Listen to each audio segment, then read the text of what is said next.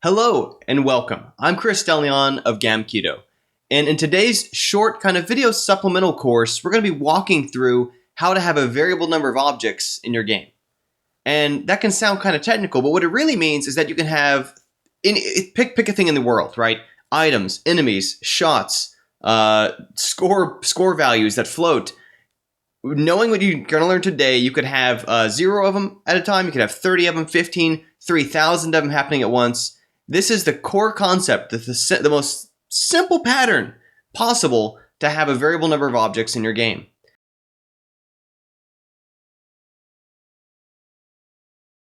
Now, I call it supplemental because I'm going to be building upon the same concepts I covered in my Udemy course, Code Your First Game. And you can get there either by searching Udemy for that course or going to codeyourfirstgame.com. We'll also connect you to that site. It's also kind of building upon the same patterns and techniques I teach in the second course in that sequence, How to Program Games, Tile Classics in JS for HTML5 Canvas. That's also on Udemy. So just so you know, building upon those concepts. If you haven't taken that course, free. You can do it in an evening. Doesn't take any special software. It's all just really simple introductory gameplay programming stuff. And that's kind of what we're going to build upon. Now, I'm also going to say, by the way, if you want to take that second course, you can actually get it on a discount on one of our membership plans, at least currently, for Gamkedo Club. So if you check out gamkedo.com/club, you can get that follow-up course. All right, so I didn't want to give any more of a commercial than that. Now let's talk about what are these features that I'm talking about.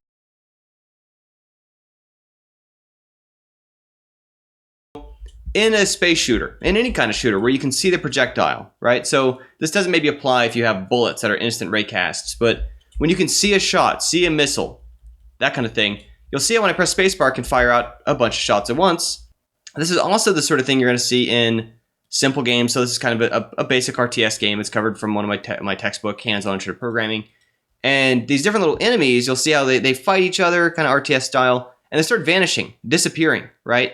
So this is another case where in an RTS style game, ahead of time, we don't want to limit the player to like 50 units maximum, 200 units maximum as recyclables. We want to let them grow as big an army or as small an army as they want.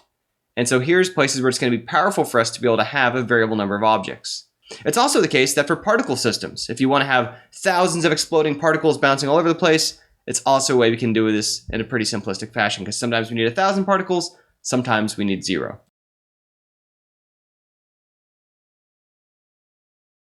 Let's take a look at the end result we're going to be working up to today. It's going to show you the pattern, walk you through how we're doing it, how it works. We're going to write the code together for it, built on sort of a foundation you're going to be familiar with by now if you've taken that codeyourfirstgame.com course. But you'll see here we have balls bouncing around the screen, and I can press W on the keyboard to add more. And when I press the S key, it's going to vaporize any balls within that red box. Okay, S key, S key, S key. And you'll see how the ones inside the red box vanish, the ones outside the red box are undisturbed. And what this is demonstrating is that when I use my list, my variable number of objects in this fashion, I can have as many as I want. I can have a bunch of them disappear at once. I could have just one disappear once. I could have none disappear at once. And the code for the others keeps working the same. Right? Does that make sense? So even though here I have them disappearing on the red box, of course, like it might be, these are power-ups that vanish when the player touches them. This might be something that vanishes when the player clicks it because they shot it, etc. But the same pattern is going to apply for the fact that we have some variable number of objects, each of which, every frame, we need to draw, we need to move, we need to check for collisions, those types of things.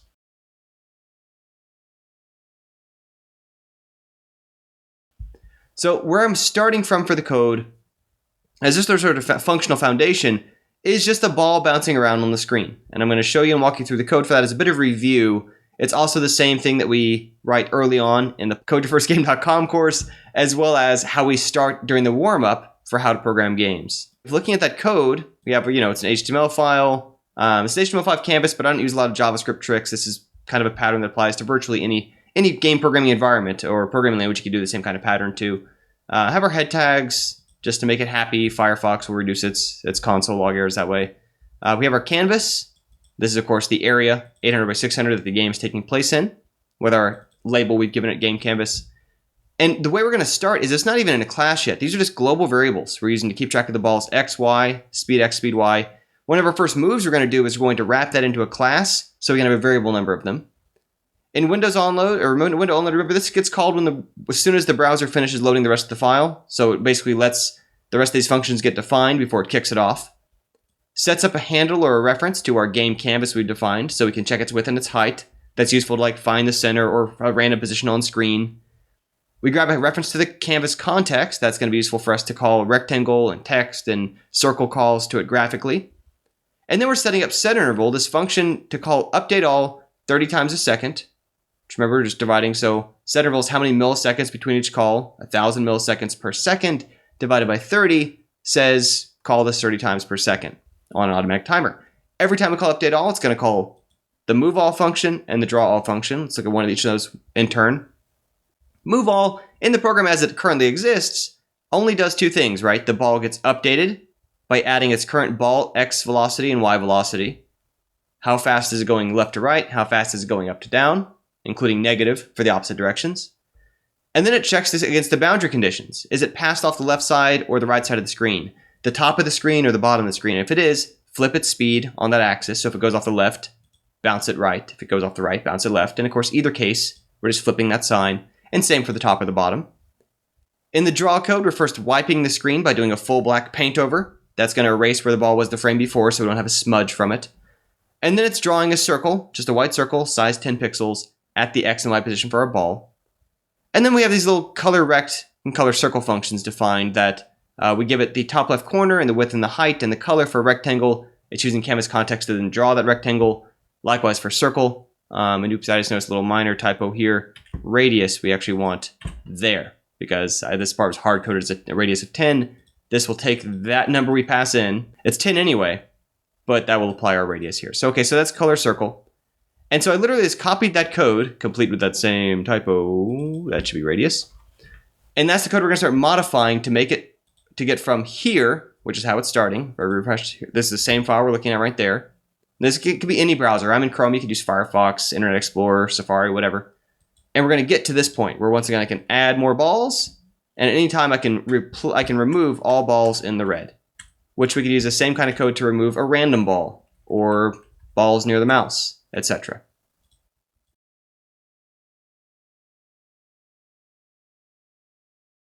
All right, so first thing we're going to do is we're going to wrap the ball variables into a class. And our reason for doing that isn't just to make our code tidier, it's because that's going to allow us to replicate that blueprint, that kind of pattern like a blueprint. So if we want to have 50 balls or 2 balls or however many, 3,000 of them, we can do that and they'll all share the same definition of what are the variables per ball, what are the functions we call for that ball. And so remember that in JavaScript, functions are sort of how we define our classes. So I'm going to start off with calling it, and I like to put class in there to make it clear to myself and look at this later that this is in fact a class and not just a function. I'm going to put my this is in front of it to change these variables to publicly available so we can see them outside this class. So now that we're going to have an instance of the ball, let's not use ball x, ball y. That was necessary when this was a global variable to tell it from the others. Now it's going to be like ball number 3.x, ball number 3.y, so we can drop the ball prefix on these. Likewise for speed x, speed y, we could call it sx for speed x, sy for speed y. I think more common is velocity. So let's call them vel x, vel y for just being, actually, I use underscores. Velocity x, velocity y.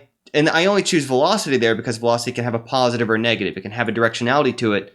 Whereas technically the term speed often refers to a magnitude. So speed going backwards would be 5. Speed going forwards would be 5. Velocity, -5 will mean the opposite direction, if that makes sense. So now let's update the other code in our program, right? So we have in move all, it was doing this with global variables.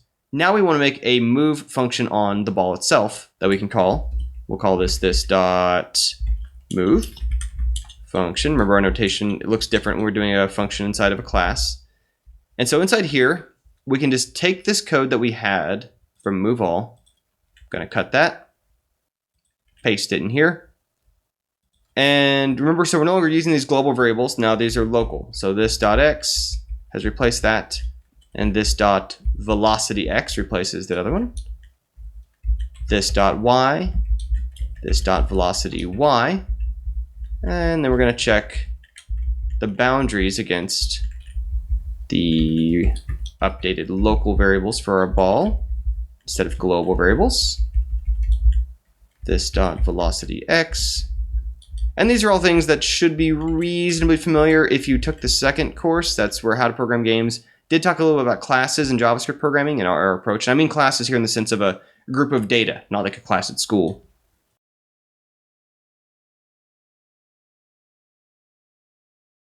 What this enables us to do is, now that it's been defined, we can say like var one ball equals new ball class. And so now inside move all, I can call one ball dot move, and it's going to operate this instance of this blueprint or this class. One ball dot move is going to update one ball dot x and one ball dot y. One ball velocity x, one ball velocity y are going to be what this is referred to, and you'll see all this in just a moment. So we've got those going. Now likewise for draw, let's take our circle function and call this one ball dot draw, and kind of come up here. This is of course also still inside our ball class. This dot draw equals function. And you know what? This is the kind of thing where I think it's going to be handy for us to put a comment here and say end of ball class def. So it's easier to not get mixed up, right, as to which brace we're inside. So the draw function here, it's instead of ball x, ball y, it's going to use this x, this y. And of course, you know, my text editor is wrapping. I'm using Sublime, but yours, you know, it's up to you if you want to go to a 9 or not. Let's also make these balls a tad smaller because we're going to have a lot more. I'm going to make mine 7. And so down here, replace that one ball draw. And now we should see, when I refresh the code, refresh it, we should see the exact same thing, except of course our ball's now a little bit smaller. And so again, sort of a demonstration of before we deal with a variable number of them, let's say we want to have other ball. You'll see I could also make this a new ball class. And now for each location, I can call other ball dot move. I can call other ball dot draw. And at first, it may not look like we have more than one ball, but the reason it doesn't look like it is because they're starting on top of each other. So in window onload, let's give them both different positions. And I'll say like x equals 300. One ball dot x equals 100. One ball. And this way they're going to start at different positions because otherwise they move the same way. There we go. So now you can see visibly that other ball and one ball are operating independently. They're both definitions of this same class for our ball. And so now let's get a variable number of them supported on our game.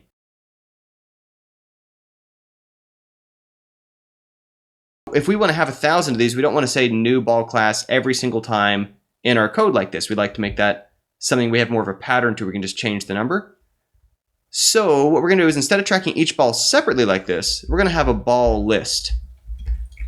And for that, I'm just going to start off with an empty array. And now, depending on your programming language, there's a lot of different data structures we might use. In Unity, C#, we would use like the generic list definition rather than a plain array. In JavaScript, the arrays are flexible enough we can do this, where we can dynamically add and remove objects to it. But certain programming languages like, say, C, you can't actually freely inject new things into the array, at least not easily. So we have a ball list, an empty array, and what we're going to do now is we're going to say right here, var temp ball equals new ball class ball list dot push temp ball. And you'll see I'm actually going to do the exact same manual changes here in terms of setting the positions. Temp ball equals new ball class. And what I mean by that is, so each one of these, I'm creating a local variable called temp ball. That's itself an instance, a new copy of this blueprint. I'm setting its position. Well, let's set as y2. I mean, why not? And then doing the same, even though this is temp ball here, it's now a different value because I've created a new separate instance to it. And the only record we have to it is that we've pushed it onto this array. So this became element 0 in the array, and now these are both stacked into it of ball list. And now we also have to change how we're calling these. So where we were drawing each one manually, we're going to do a for loop that says var I equals 0, I is less than ball list.length. That's how many balls we have in the list. And for each one now, instead of calling it on a specific instance of it, we can say ball list at index array I, draw. And we're going to do the same thing for the move code. And all this means, right, is it's going to, for each value in that list, it's going to go through and it's going to call move or draw on it. So in the case of where there's 2 in that list, it's really identical to, this is just sort of illustration, not keeping this. When we have 2 elements to the list, then it's identical to typing these 2 lines of code, right? Because I is first going to be 0, so it goes through with a 0 here. And then it does I++, which is still less than 2, which is how many elements are in a list. So then it does it with a 1. And if we had more elements in the array, then it would be the same as if we had typed this out, if there were 5 balls. Remembering that there is no ball in array index 5, but there is 1 and 0, because these are 0-based arrays. The difference being that because now we have a for loop to do this, let me refresh this.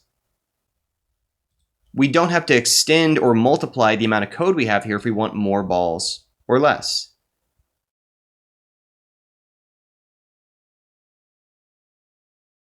And so let's take a look at this, right? So let's say I'm going to separate out, there's our new ball. I'm going to do a different for loop here, and this one's going to be I is less than, 50. I++. Because we're going to do here is just make it so we can set one number and decide how many balls we want. And then to make sure that each one's appears differently, we're going to use math random times canvas.width. That'll give us a random horizontal position that's on the screen.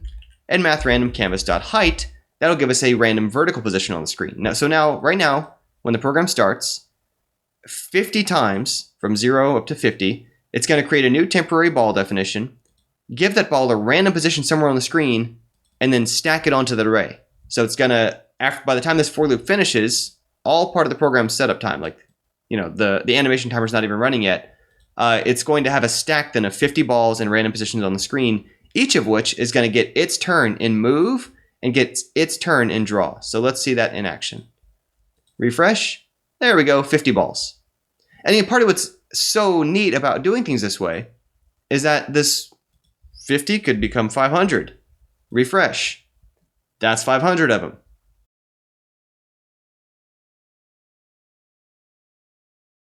You'll notice too that they all start going southeast. We're not randomizing their velocity x and y, but we could, right? Just in the same way as we're randomizing their position. In fact, let's do that just to show we can. Vel x equals math random times 10. And let's say, so by doing 5 minus random of 10, then we're going to get anywhere from +5 to -5, or pretty close to it, right? Because math random gives us a 0 to 1 value. So this will give us from 0 to 10, which means that if it's 5 minus 0, we're going to be +5. If it's 5 minus 10, we're going to be -5. We'll do the same thing here for velocity y. And now we should see them scattering in all kinds of directions and all kinds of different speeds.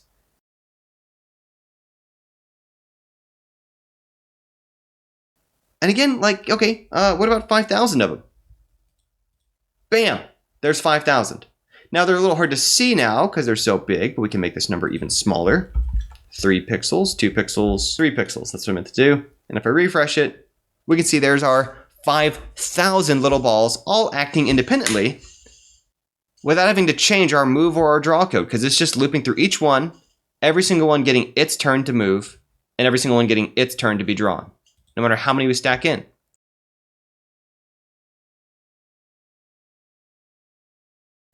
Another thing that's great about this is that even though we do this here with 5,000, we have the power now to do this block of code here at any point in the program to add a new ball. So let's do that, right?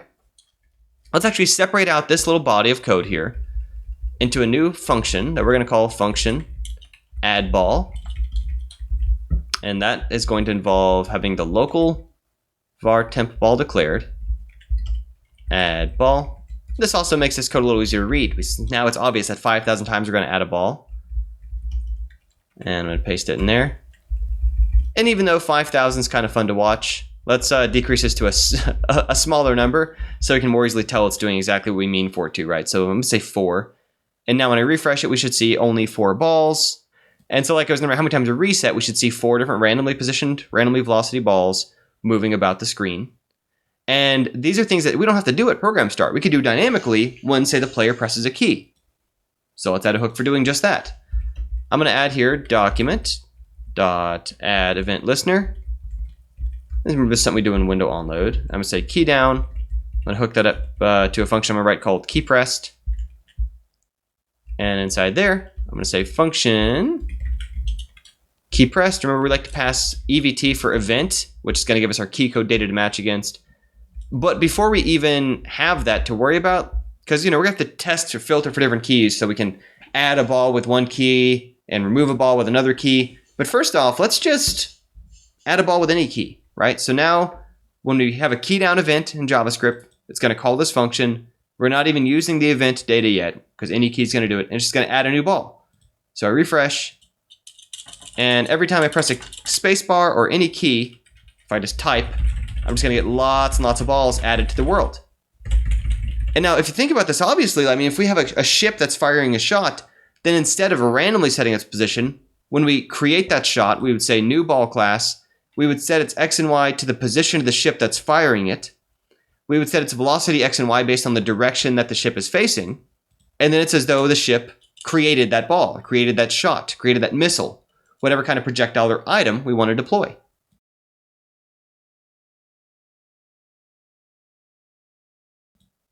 Now, in terms of filtering this, so this only happens on a certain key. This is also something that comes up in that second course, How to Program Games. We want to match against certain key codes. And here's what I mean by that, in case we console log out evt.keycode. I've actually had my console closed. It's kind of a bit of a bad habit. Sorry about that. I know this is, I certainly would encourage you to have yours open. I think it's probably because I've written this kind of program a lot that I'm a little more, maybe too confident that I'm not going to get errors. So inside key pressed, I'm now going to print out my key code. And so if I press different keys on the keyboard, you'll see down here corresponding numbers. These are key codes we can filter against. And so if I test, say, key W, that's 87. I'm going to come up to the top of my program and define some constants for that. I'm going to say const key letter W, and that was 87. And let's also use S, because note that's also a common key, 83. Easy to match, 83. And you could memorize these. You could actually look them up on the internet because these are the same for every keyboard in the universe. Well, every at least American English keyboard, my apologies. But 87W, 83S should be the same values for you. But you can always just console log out that value and find it. And now we can test for that. We can say if that key code matches W, then we're going to add a ball. And else, we're going to remove a ball, which let's think about how we want to do that. Remove ball.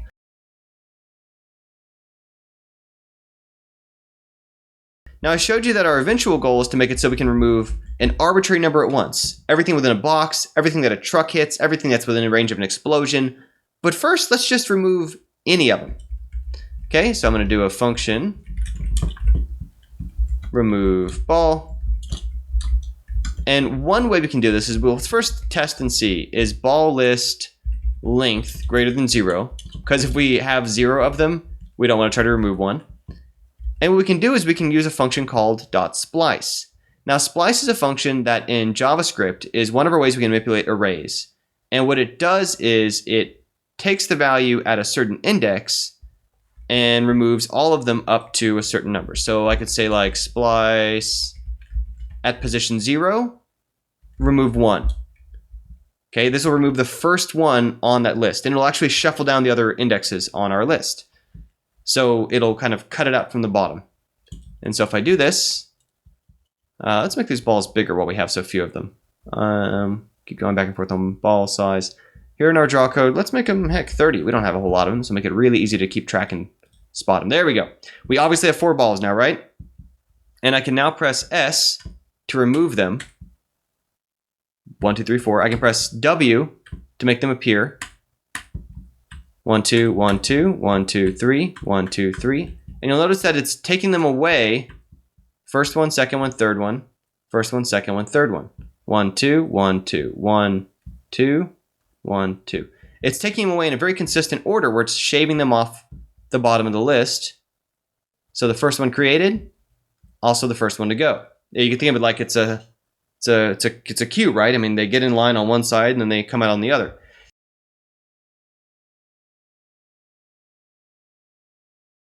This is only attacking the 0th spot, right? What if we want to attack a random spot in the array?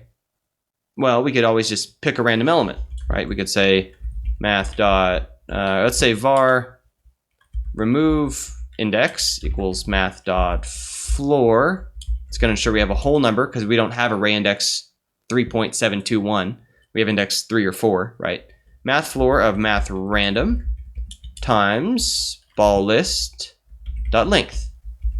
I'm going to split that line so you don't see it split by the editor instead.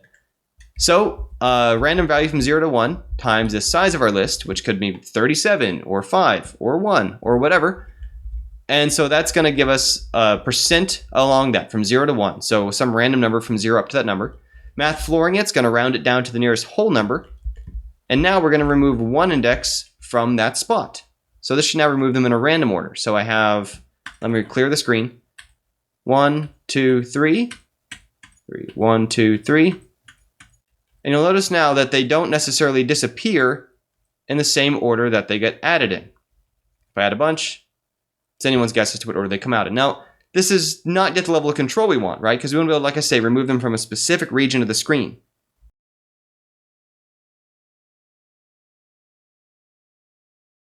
Now let's go ahead and define that region as an area we can better visualize.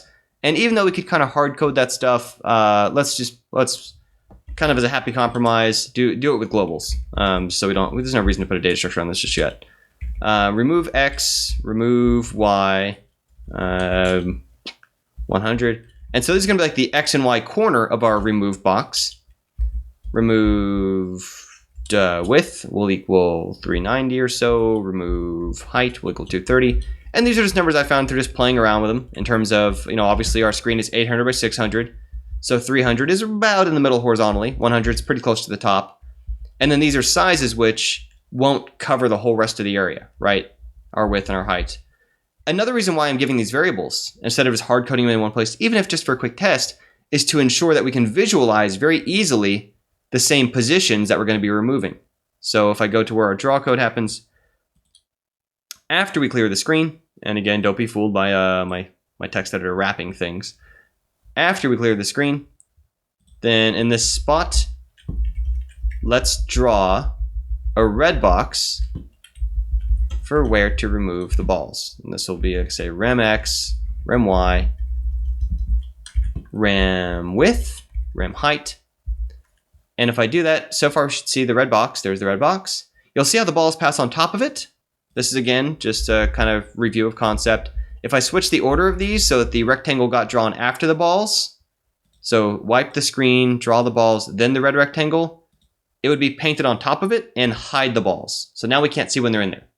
That, of course, is less useful if our whole goal is to see them vanish as they pass over the red when we push the key. So I'm going to switch that order back so the red rectangle for removing gets drawn before the balls so the balls get painted on top. So now we have these definitions, and when we press the S key, or I guess any key besides W, let's specifically test for the S key. I should have added that earlier. All right, so if we detect the S key, then it's going to remove the ball.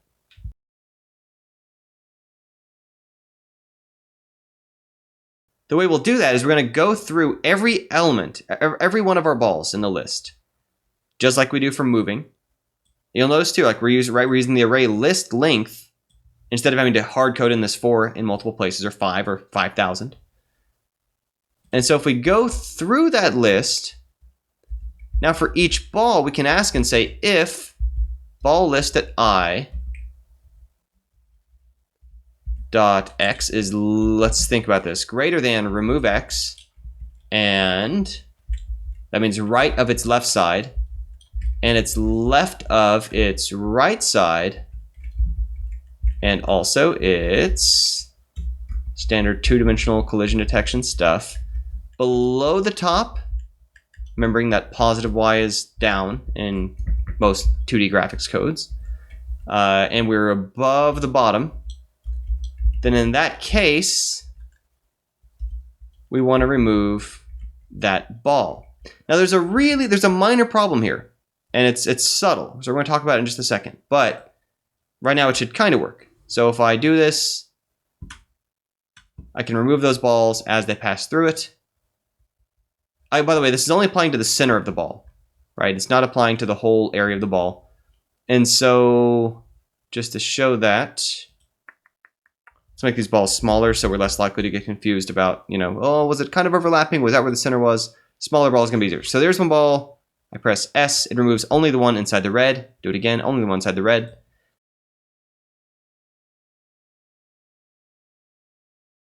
If I have more balls to start, and let's quit scrolling down to where that is. Let's just define it up here. Let's say const start balls equals 20, right? I'll go to our initial for loop and onload, and let's start off with 20. And of course, if we want to start with no balls, we just don't have to do this here, right? We could just remove this entirely and then let S and W spawn them. But for our test's sake, it's nice to have a set already.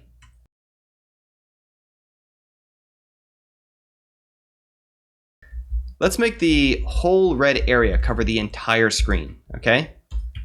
So we're going to be 0, 0 top of corner, 800 wide by 600 tall. So the red box is now going to cover everything. But when I press S to remove everything in the red box, everything should go away, right? Some of them don't. Why don't some of them? How are some of them being spared from this test? Because certainly mathematically, every ball here must be to the right of the left, and the left of the right, and the bottom of the top, and above the bottom. But what happens is we're splicing, we're cutting it out of the array while we're looping forward through the list. And so let's walk through this. We have a list of these objects that we're looping through. And we're looking at object 0, and we find that it's, okay, this one's inside the red box. We're going to splice it out. So we cut out one element at position 0. The whole array slides down 1, and then we continue our loop, meaning we then are looking at object 1 next. But in the process, the object that now is 0 got skipped over. Do you see all that? As you see what happened? We looked at 0, we sliced it out, the whole array got shifted down automatically by the splice, and now we've advanced on to the next element, but we've missed looking at element 0.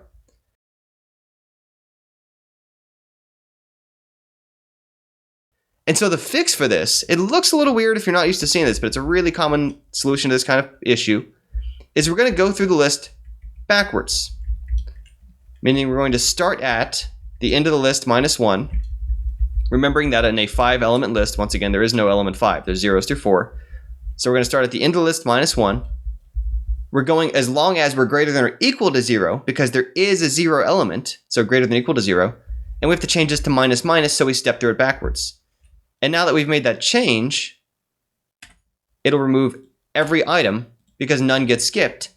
Because even though, if you think about it now, we're looking at the end of the list and we're working our way backwards, if we find one that satisfies our case and we remove it, it can only cascade elements to the right of it we've already visited, but we're going to the left to elements that won't be cascaded when we splice out from it. Does that make sense? And so now, if we change our remove values back to something more normal, 300, 300, 200, 200, good enough.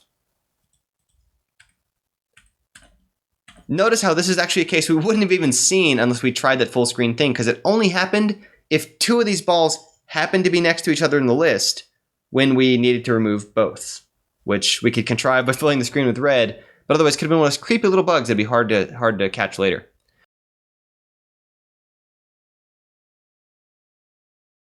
So let's first of all test this out with more balls. Start balls, 2000. And of course, if you crank that ever high enough, your computer's going to crawl. But let's try this. S. You'll see each time I press S, it wipes out a chunk there in the middle.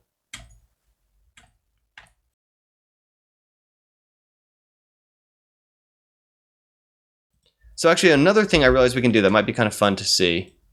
Thinking about those number indexes, let's make a text out for each ball that draws what it is. So for each ball, in addition to drawing it, let's then use, we're just going to randomly write this in place. Fill color equals green, just because it's something else visible. Fill text. We're going to say, what is its... Ooh, let's not do it inside here, and I'll show you why in a second. We're going to go to where these balls are getting drawn. Inside draw all. We're going to draw it here because what I really want us to surface is its index I. And notice how the ball doesn't even know its index I, right? Within this instance, within the class definition for the ball doesn't know if it's element 0, 5, or 6,000 in this list. It just knows how to take care of its own ball self. It's outside of it that this loop knows that you're element 5, you're element 7, and so on. But let's print out what I is near where that ball is. So ball list at I.x. And remember, we can use these .x's because we've defined the variables here as this x, this y, so they're public. And so we have that, let's say plus 10. I don't know. Do the same thing for y. So it's going to be basically over and down a little bit. We should see a little number printed by each ball. Yeah. Fill color. Why are we not seeing green? Fill. Oh, it's because it's supposed to be fill style. I knew something was up. Fill style, not fill color. Refresh. There we go. And in fact, maybe it was actually more legible as white. Let me try red. You know what? I've changed my mind. White is going to be the most visible. Ah, cyan. I just want something that's not white since our balls are white. There we go. Super readable, right? Even on the red.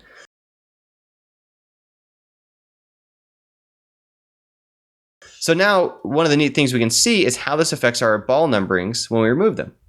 Let's have fewer balls total. Let's just start out with 4, just to see the effect of it. And as they travel around, I'm going to wait for one to enter, so here comes 0, S. You'll see how it was 1 became 0, and it shuffled them all down in the order. Wipe out another one, wipe out another one. And now, no matter how many balls we had, the last one remaining must be index 0. Does that make sense? Because no matter how many other ones we had to splice out and shuffle down, the last one remaining will be 0. And if we cut out any smaller number than the last one, here we're going to cut out 1, it's going to bump down 2 to 1. Because it chops them off the end of the list. And so if we have a bunch of balls, each time I chop these down, if you look around, you'll see some of the other numbers changing, some of the others don't. It's the higher numbers that change because they cascade down. And the lower numbers, like especially if you watch this 0, nothing I can remove will change the 0. Just trying to help you visualize what's going on here in terms of the array. And then the higher numbers, the highest number will always go down. Either it's getting removed or it's getting shuffled down from this operation.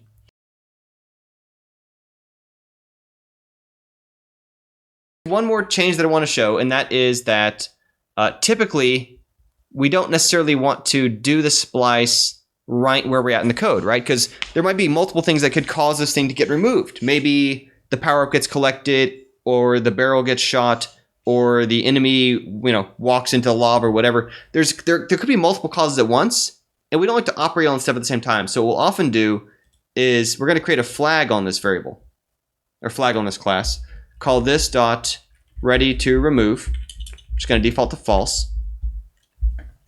And what we'll do is that instead of splicing it directly there, we're just going to set true on ball list at I. I'm going to copy this code because you're going to want that in a second. Copied. And this is now going to become a normal loop again. Part of what's nice about this too, ball list.length, I++, make sure to change your direction too, is that when we use this flag, now we can set this in a regular order handling of code. We can still look at it in a more natural sequence, start of the list to the end of the list. And inside those functions, we can do collision tests for, is it too close to an enemy shot? Is it being blocked by a shield? Is it crashing into, an ocean and so it's vaporizing or something? We can just set this to true anywhere we want for any reason we want. And then separately, we're going to have another loop inside move all, which here's we're going to go backwards to the loop. And we're going to check and see if ball list at I dot ready to remove. If we've set that signal flag on it, then we're going to splice it out of the list. Right? This also ensures that all balls that were in existence could be considered in comparison to each other for a single frame, and then only after all that logic got handled, in case they want to bounce off each other or mutually annihilate or whatever, after it's all been considered among all the balls, now it's going to do another pass through it, which doesn't take a computer long to go back through this list, and then check, has anyone been signaled to be removed, and if so, splice out that element, just one, and we're going through it backwards so that we don't cause turns to get skipped or considerations to get skipped. And again, we decrease the number of balls to something more reasonable, 10. Yeah, so we've got our 10 balls bouncing around, and I can now use my S key to remove each of those elements. 1, 3, 5, wait for one to enter. So 3 chopped out, 2 chopped out. You'll see now we still have a 1, 0, 1, and 2. And because the way that splice is causing them to shuffle down, we always are going to have the lowest numbers, and we're not going to have any gaps in it.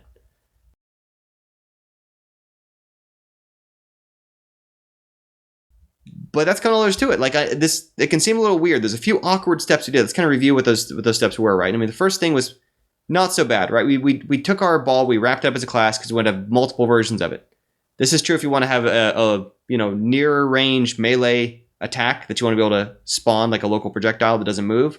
This is true if it's a particle. This is true if it's whatever it is. If you want to have multiple of something, it helps to have it defined as a class so that each one of those things can share the same definition and share the same functionality. Then, instead of having a separate variable for each one, we have just a single array that's a whole pile of all of them. Then we wrote functions to create a new temporary one, set that one up in whatever way we're setting it up. And like I say, you might have it created on top of where a character is. You might have it happen where a cannon's firing or something. You might have it just spawn in a random tile if it's a power-up. Then we're pushing it onto the list. And this is important, right? If we don't push it onto the list, then that means that it will never get drawn. It'll never get moved. It would just be forgotten at the end of this function. So super important that the whole reason we're creating a local temporary one is to stack it onto that list so it'll get found when we're doing the draw and update loops.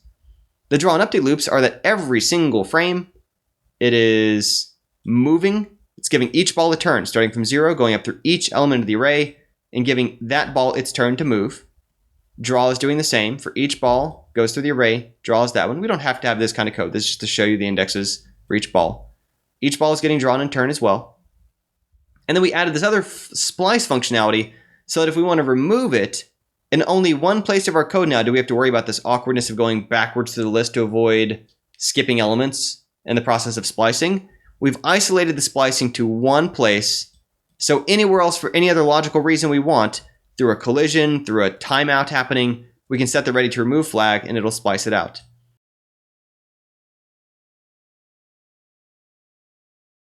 Timeout, that's also a really common case. We're like, let's say we want these balls to self-destruct. Okay, so let's say on each ball, just let's throw in a little example here. This dot cycles left equals 100 cycles, okay? And now each time it moves, let's have it count down. So every time it moves, it's going to count down. So 100 down 99 and so on. And then if cycles left is less than 0, so it's counted all the way down, we're going to say this dot ready to remove equals true. Right? So now it has an expiration date. It has time after which it's going to evaporate because it's going to count down. And notice too, this allows it to trigger itself off. Anyway, if we didn't have this flag, it'd be really hard from within this class, which doesn't even know what its index is in the array, to remove itself. When doing it this way, it can trivially say, I'm done, take me out, coach, put me on the bench, right? And so now we don't even need to push the button anymore. Let's do a couple things. I'm going to steal this code. We're not going to show the arrays anymore, the numbers on them anymore. So now it's just going to do the draw in our draw loop.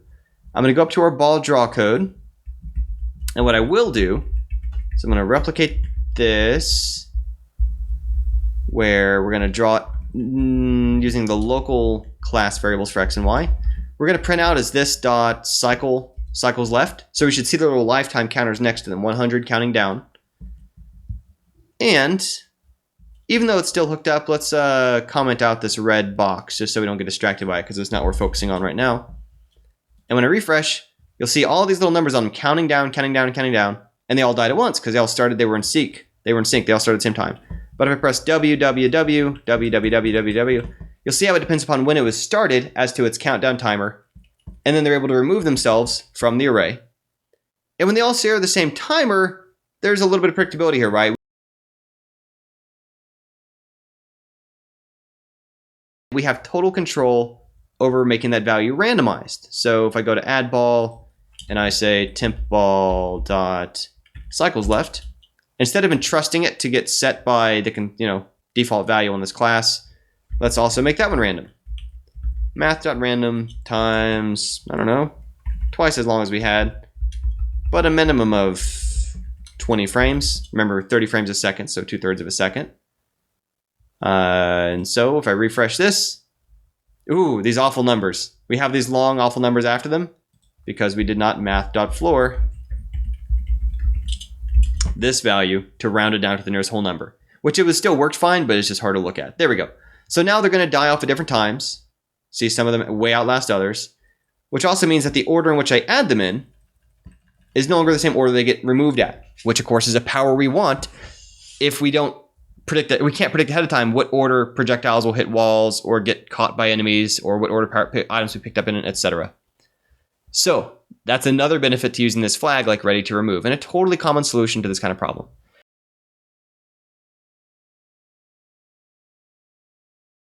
Now, another thing I want to point out is that this is currently, like I say, it's just a pile. It's just a list of things. There are a lot of ways that you can be smarter about these things if you have something like they're bouncing off static environment obstacles, if you have a huge environment with lots of objects and they have to bang off of each other. You don't necessarily want to compare every one to every other one every single time. But if you're writing a reasonably smallish game with fewer than a few dozen objects at once, you can often get away with this on a modern processor. It's plenty capable of doing whatever checks it needs to do the kind of comparisons we're looking for handling each one every time, checking them all against the mouse or against the red box or whatever it is we're testing for.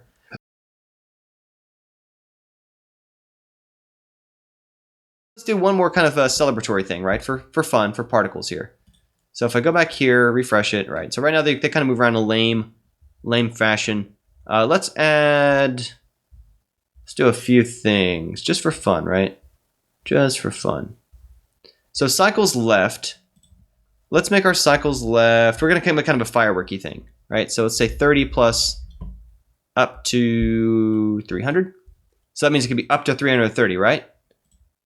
Up to 330. So let's go to where we draw the ball. And for its circle, instead of making a fixed size of 7, think about this, right? So it could be up to 330, which means if I divide by 330, then it's going to become a 0 to 1, basically a percentage.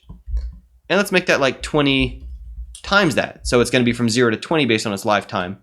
So now we should see, temp ball, this cycles left, because of course we're inside the class. And now we can see it shrink based on its lifetime until they evaporate. Let's get rid of these cycles left because we no longer need that. So we see them shrinking, we see them shrinking. We can add more of them, right?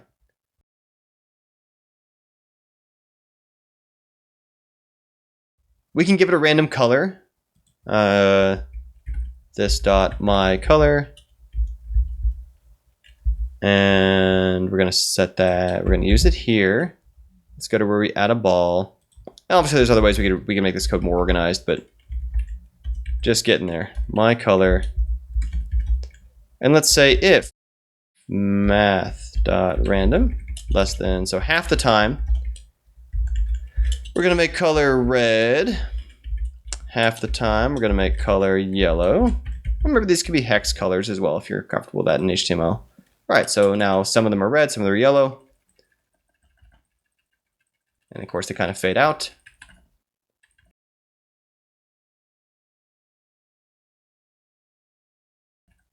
Let's have them all spawn from the middle of the screen.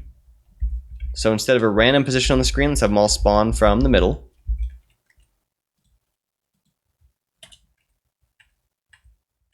Okay, let's have more of these spawn for each press. And let's actually, so instead of having them all spawn when the program starts, here in onload. I'm going to cut that code. Going to go to where I press the W key. And now every time I press the W key, we're going to get another burst of however many there are in start balls. All right, so I'm going to press W, then it's going to create 15 or 20 or 1,000 or whatever. I'm going to go up here to start balls. Let's make 40, 70 at once. And also, I don't know about you, I'm feeling like W. See, we're getting to an explosive. I feel like right now they kind of last maybe a little bit too long, right? So let's make them a little shorter in the lifetime. Instead of out of 330, instead of out of 300 here, let's put a 100 here. So that's 100 maximum on this side, plus 30, 130. Pull this down to 130. Just because, remember, I want to divide this into it to get like a 0 to 1 range. And I could define constants for this or whatever, but we're just messing around. There we go. So now they don't last quite so long. Let's see, we kind of do some particle stuff. And the only reason I'm using center of screen is so it's a consistent position. I mean, if I wanted to make it, you know, 1/4 down on the screen, I can. No big deal. There's nothing that says that these have to be in the center of the screen. I just want to use the same point for all of them so that they look more like they're kind of an, you know, particle fireworks burst.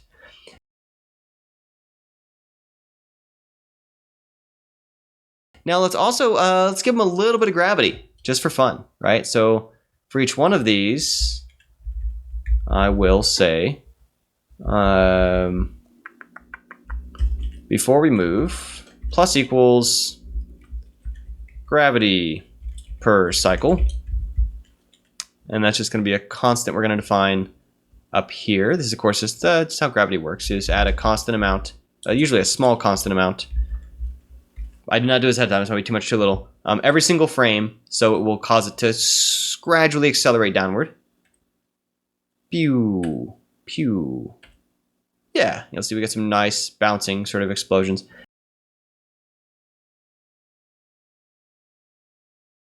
And these probably bounce a little too much. So something we can actually do is we could go down here and we could dampen the effect of when it bounces. So when it bounces, we're not going to give it a full elastic bounce of -1. Let's say we're going to get 0.3, right? So it's going to lose 70% of its velocity when it bangs off the bottom. Which you see a bunch of them lose their velocity. Some of them also you'll see disappear off the bottom when we do that. They're disappearing. And the reason for that is because that -1 was actually critical to how it got back on the screen. So what we can do to simulate that is we'll first just undo our previous movement. That ensures we're back above the canvas bottom. And then we can dampen the effect of it. And this will ensure that it bounces and won't disappear off the bottom of the screen. So you'll see now they all much more reliably bounce. Bang, bang, bang, bang, bang. Yeah. And, you know, we can increase the start balls to 700.